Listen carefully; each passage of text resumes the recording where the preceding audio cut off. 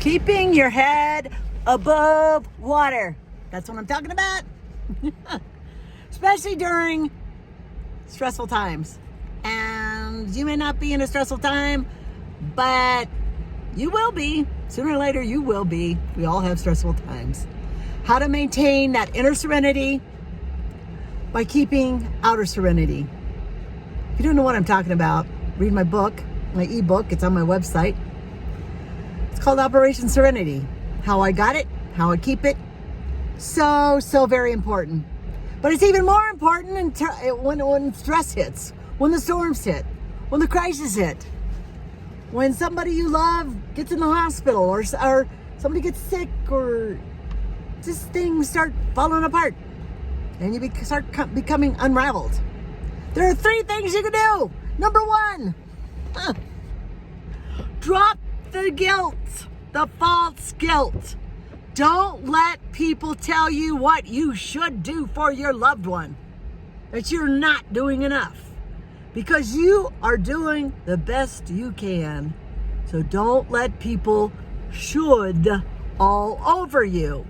If you need to go home from that hospital earlier than people think you should, you know what your heart's telling you. You know how to keep sane. You know how to keep healthy. And you do what you need to do.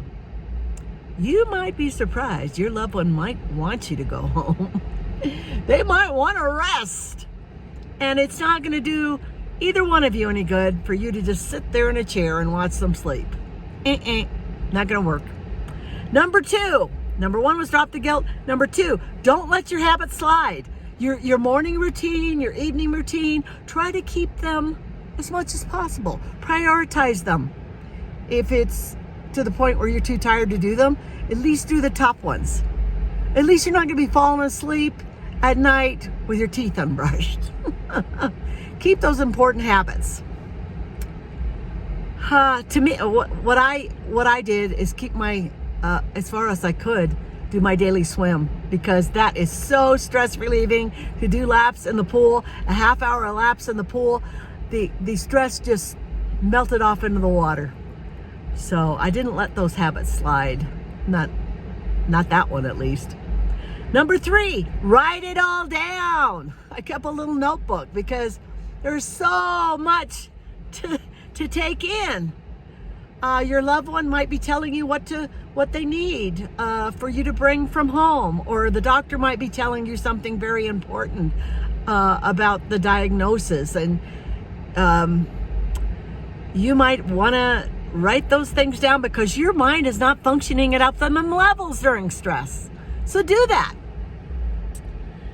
Do it, because when we purposely keep our environment tidy and the essential chores caught up, we are doing ourselves, our future selves, a favor.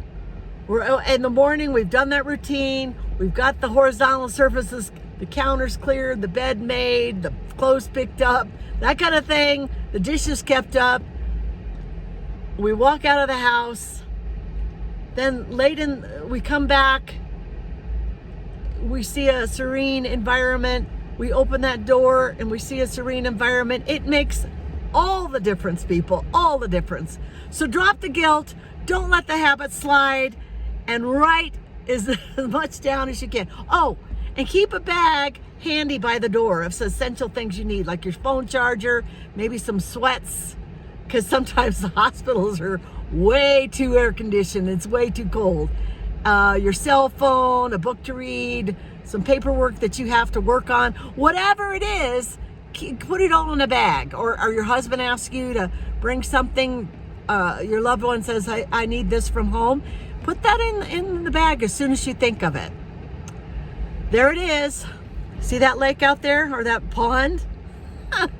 That's serene. It's beautiful fountains, it's ducks, it's greenery, it's God's beauty, it's nature. I'm gonna go out there for a little while. I'm gonna walk around and get serene. Yeah. Have a good week. Talk to you next time.